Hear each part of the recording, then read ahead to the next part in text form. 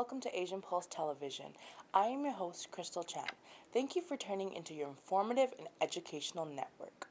Merry Christmas, Happy Holidays, and Happy Hanukkah to you all from our team at Asian Pulse Television. It is the time of the year to spend with family and celebration of enjoying with family and friends. And don't forget also to giving back.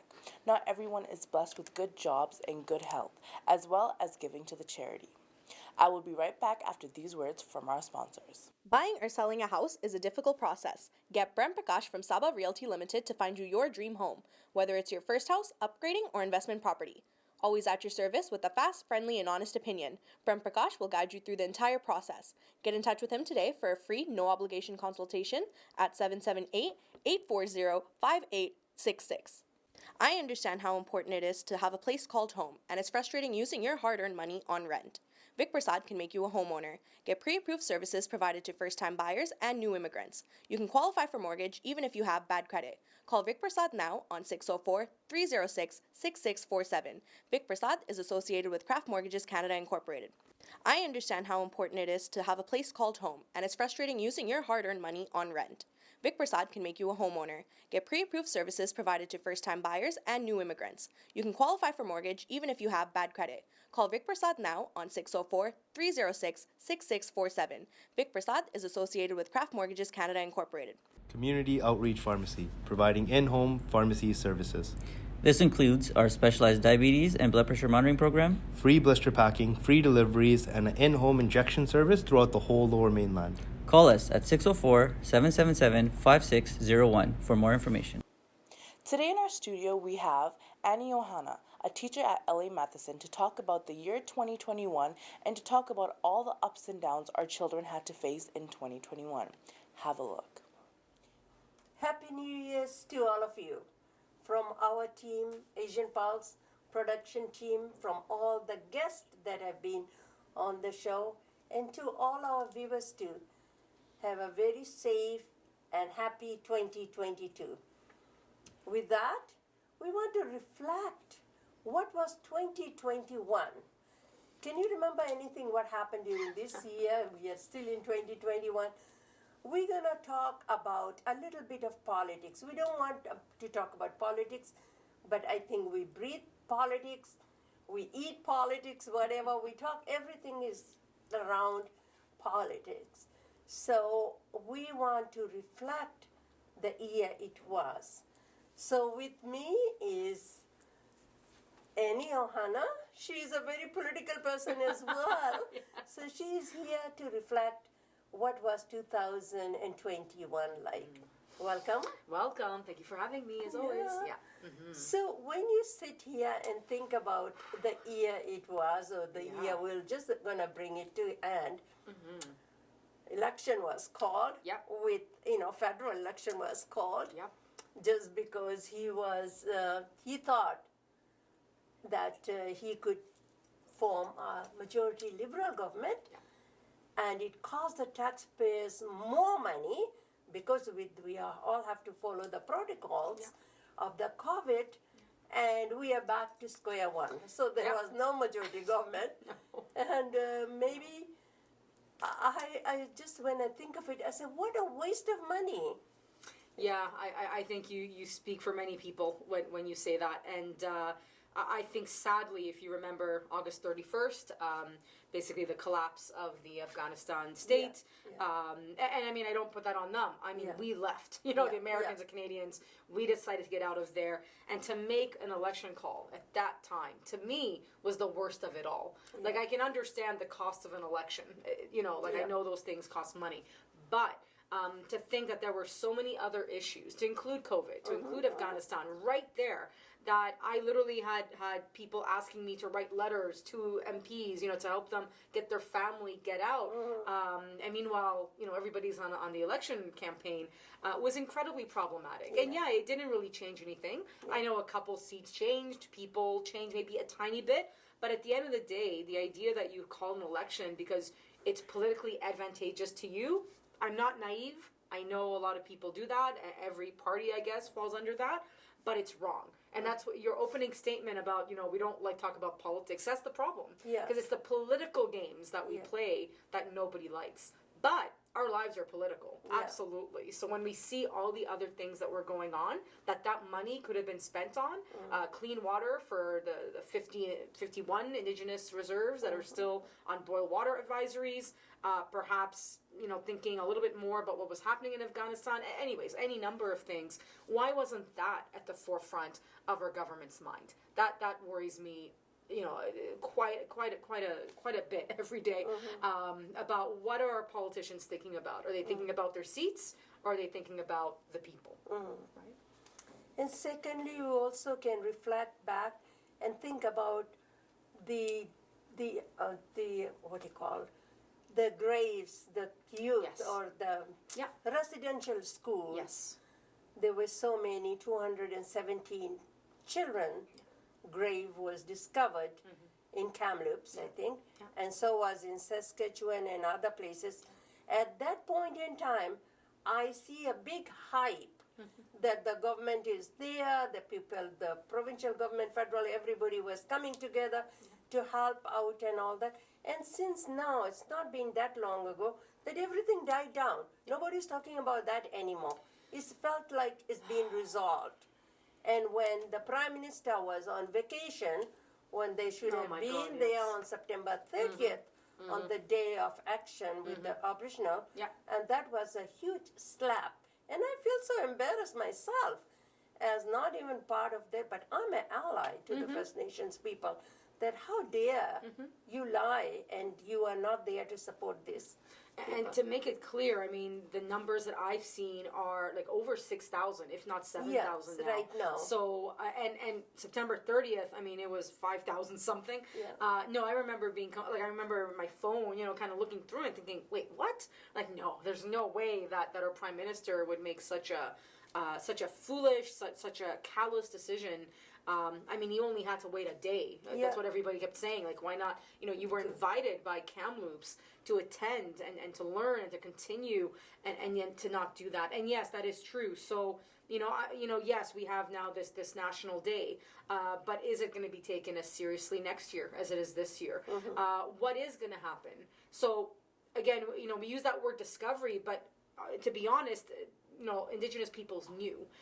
It's just that it's a discovery to settlers, a discovery to people that don't live that reality every day. Radar is not enough. This is not the issue of just, exhuming those bodies and bringing them back home. That's step one. How do we undo the entire system that allowed for this to happen? That we had a report in 2015 that told us, right? The Truth and Reconciliation Commission. So you're absolutely right. I think that's, to me, the largest news story of the year politically, aside from anything else, is not just the fact that we have these bodies. And for many of us as an educator that teach about these things and bring forward the fact of the experimentation that happened in residential schools, the horrific violence of all kinds that occurred on those grounds, right? These were not schools. We use that word, but they're not really schools. And now to think, so what is the actual reconciliation here? Because we're still at the truth stage. And we haven't reached justice yet, that's for sure. So that is an ongoing story. I am worried that perhaps we're not taking it as seriously, that it'll just fall back even further. But I am very confident that the Indigenous nations are standing strong, and they certainly are not going to let themselves be kind of put to the side again. I know as educators, we are doing our best to just really, really elevate those voices and to bring forward that decolonization, because we just, it can't be that Canada continues to act as if all of this is in the past, when it really isn't. And being mindful that this holiday season, we have thousands of families that are finding out, not just, they already knew, but to kind of reclaim those bodies, to bring them home. That is a journey no family should have to undertake. Yeah. So changing the topic a little bit from there to climate change. Yeah. BC is on the top when you compare the rest of the province. We had wildfires over the summertime. How many people were displaced from their homes and all that. And right after that, the flood in Abbotsford. So if it's not climate change, what is it? And why are we not putting our mouth where putting the money where our mouth is. Yeah. And be able to, because this is just one summer. Yeah. And what will happen next year? Yeah. So why is this government not taking it seriously about it? Well, we know the patterns there because we Yeah. know the northern part of Canada is actually facing acceleration of of effects of climate change much faster than even we are, Yeah, and yeah. that says a lot considering the year we've had. Yeah. We know we've had forest fires before, Yeah, right? yeah. We've had these realities, but to have them knock themselves through so quickly, Yeah. right? Like literally month after month. Really, the question becomes. How much money do you want to spend? How many farms do we have to lose? How many Yeah. people have to lose their livelihoods? We had lives lost. Yeah. We also had the heat dome. Yeah. I think it was over 500 people that lost their lives because of that heat dome, where the temperatures, were so high for so long. Yeah, 49 degrees or whatever. Yeah, is the it was highest crazy, recorded. crazy high temperatures. So all of this is costing us money. I maybe I sound brash, but at the end of the day, if you're worried about money, Yeah. then look at how much money it's costing, Yeah. actually, Yeah. and realize that if we don't actually change our economies to a greener economy, if we don't turn off those pipes of those pipelines and natural resource extraction to the degree that we're doing now, this will not change. It will only get worse. And to be honest, it seems a little bit ignorant. It seems a little bit willfully reckless for a government, all of our governments, from the BC government to the Canadian government to every government in between, to suggest that, it takes time. We don't have time. That's right. Those farmers didn't have time. The people stuck in between, Hope and Merritt, they didn't have time. The people that lost their Lytton, that burnt down, they had like 20 minutes. Yeah. There was no time. Like it's almost becoming a bit of a rude joke at this point to say, oh, we need time. We have the answers. Canada is absolutely brilliant in its innovation. We know what solar cells can do. We know wind power. We know how many things we can change. And I always say, it's also ignorant of our hardworking tradespeople. We know that the folks that build the pipelines can build the solar panels. We know that we can shift and transition our economies very quickly so that we continue to have the energy that we need and that allows us to be an energy leader without the detrimental effects of what we're seeing with oil and gas. This is the result of our growth. Yeah. That's the reality. If we don't see that and we don't act mindfully, again, why aren't we preventing rather than reacting? If we front load the money now to build what we need for the future, families will be safer. We will not lose thousands of acres of farmland. I think about the political arguments people make about, well, what about the little guy? The little guy is suffering the most here. Yeah. The big companies are not suffering. It's the little guy. Oil bounces back. Everything Yeah. bounces back. It's people that have literally lost years and years. I think about the farmers Yes. who successfully produce saffron. And that's something that comes from my country of Morocco. To think the years they spent cultivating that, building up that knowledge to be able to produce saffron in this climate, it's all gone. Yeah. And you think, oh my God, right? And you saw the images of the farmers trying to save their livestock and everything in between. Why don't we care more? Yes. And we can. The answers are there. We have the answers. I really hope Canadians understand, BCers, Surrey folks understand that the money will be spent. Yeah. We can make a decision how we spend the money. Either it's to literally try to claw back Yeah. your or life. the Band-Aid situation, Yeah. which we are very good in doing. Exactly, Band-Aid solutions, but Band-Aids don't hurt when you've been Yeah. fatally wounded. Yeah. And we have people literally fatally wounded from climate change. Or we can spend the money wisely and hopefully see a reduction in what we're seeing. I think I'm done with the conversation about is it man-made, is it not? Climate change is real. And yes, it's man-made, but at the end of the day, we're seeing the effects. And if you survived it, you have privilege. Yeah. I live in North Surrey. We didn't have as much flooding as South Surrey or the Other rest of the Fraser places. Valley. That's just geography, Yes. right? Yeah. That's all that is. We can't just say, oh no, I'm okay. Or, well, my house didn't burn down or whatever it might be. That's not a solution. And we have to push our governments. We Yeah. can't keep voting in the same people that keep saying we need time, and then it's the Band-Aid solution. Yeah. It's, we need the military to build sandbags. Why? Why? there's so much behind this, and it connects to the Indigenous issue. Yes. Because we haven't followed Indigenous traditions. Indigenous civilizations for thousands of years knew how to manage your forests, knew how to manage your lands properly. The flooding that occurred, that was Sumas Lake. A lot of Indigenous peoples of that area will tell you those stories. So, we're kind of turning away from the natural element of what we have, of the beauty that is this land, and we're suffering the consequences. When is our government going to stand up for the small guy, for the little guy? Because that's who's impacted the most by all this. And the blueberry farmers, they said it about takes 8 years to be able to get up to the same speed what they are producing today. So what will happen for them for next 8 years? Absolutely. Okay, changing the subject of, and let's put a little bit of focus on COVID. How do you think our federal government have managed COVID situation locally here and as a global thing too? Because I heard very recently that there are so many vaccinations are being, that enough is enough, that we should be helping the third world countries. This is a global pandemic. It's not a North American pandemic. You need to heal the whole world to be able to move freely again to somewhat normal.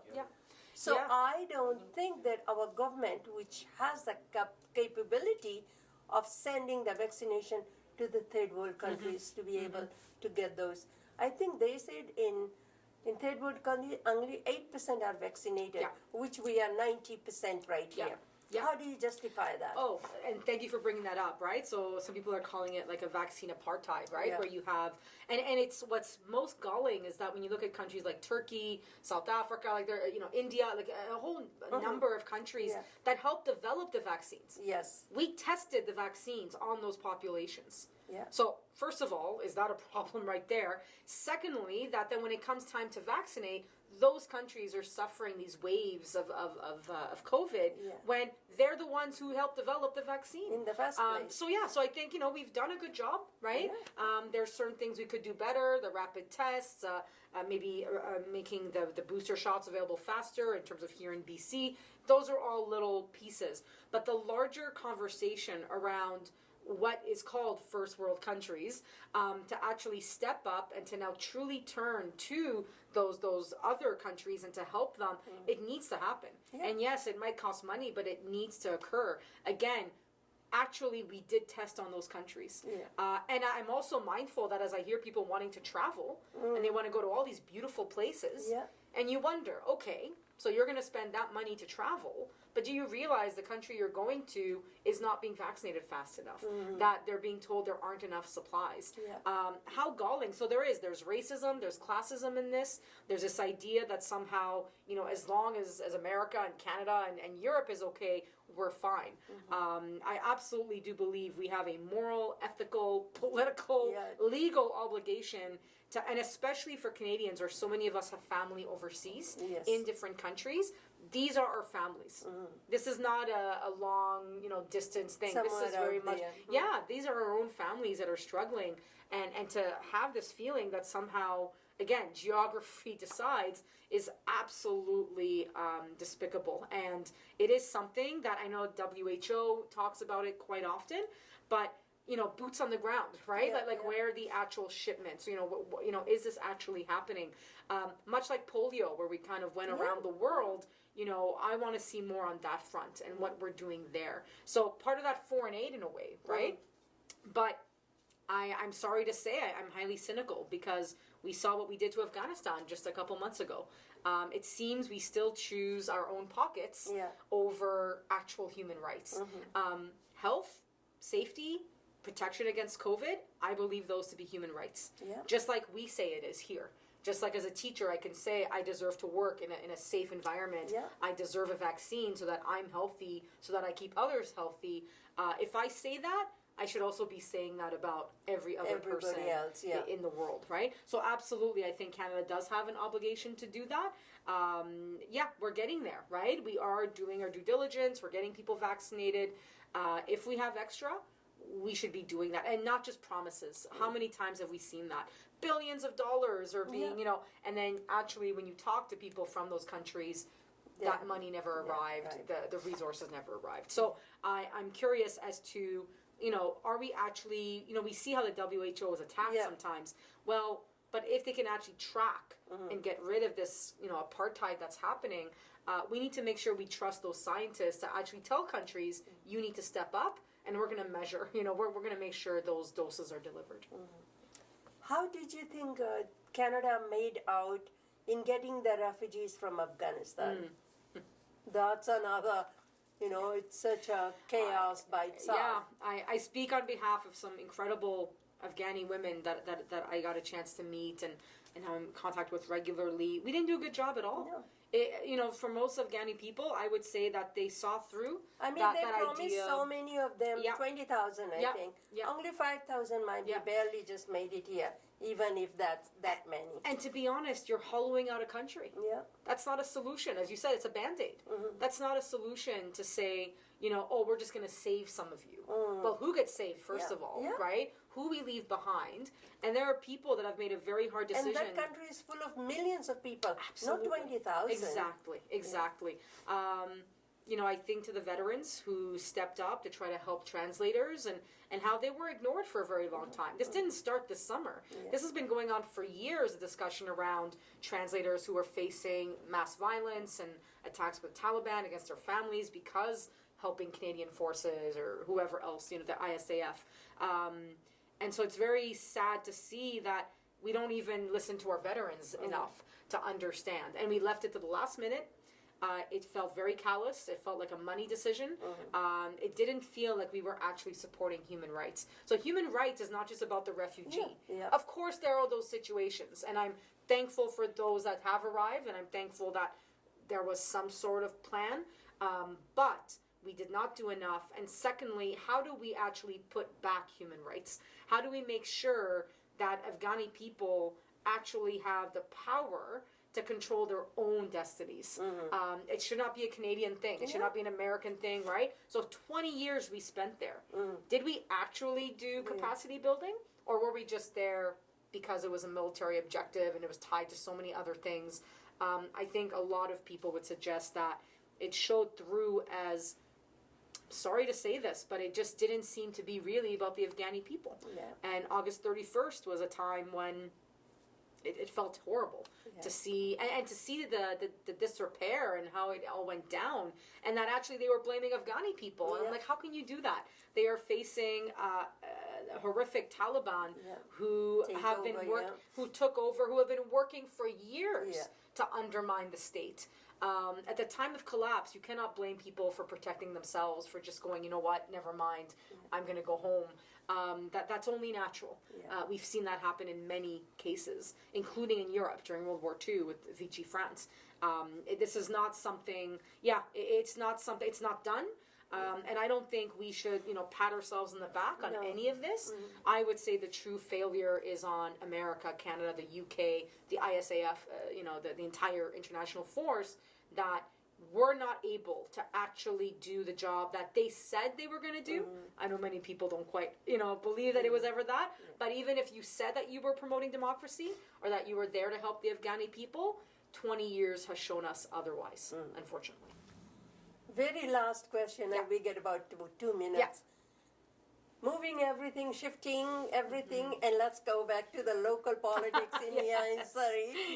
What do you think what's happening at the City Hall right now? I know this is about 30 minutes topic itself. As a Surrey resident, I'm shocked. I'm dismayed. I feel like I've been taken for a ride over the last 3 years. Like, what is going on? We have a split council for the entire time now. I feel like we're not being represented. We have issues around the new police force where, whatever your position is on RCMP or Surrey Police, like, that's not really the issue. Really, to me, it's more about how much money is this going to take? And if you told us one amount and now we're looking at, I've heard numbers of up to $500 million, that's of concern. Because we just only have one taxpayer. Absolutely. Yeah, exactly. It's like, it's my wallet, right? It's your wallet. It's nobody else's. And then to have a mayor that I don't feel has been a very productive Democratic mayor, to be completely honest with you. I feel that it hasn't been a very open environment to have discussions at City Hall or in Surrey politics. And what I feel most outraged is that at this point, he's facing charges. Yeah. In my opinion, especially because they're connected to the business of Surrey, that he should step aside.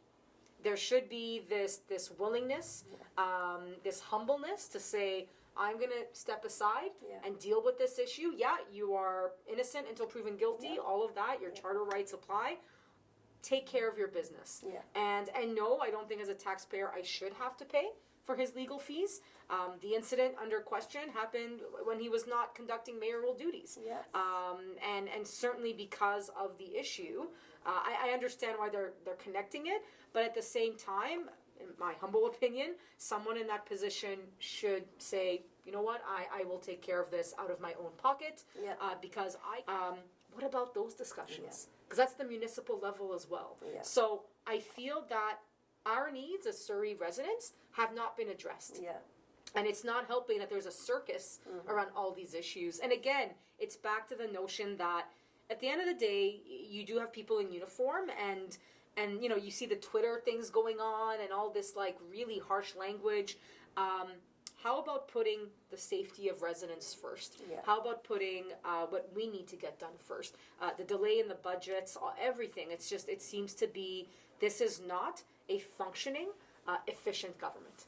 And that's what we need. Thank you so much. Absolutely. And with that, we ran out of time. And Happy New Year's to all of you. Stay safe, stay healthy.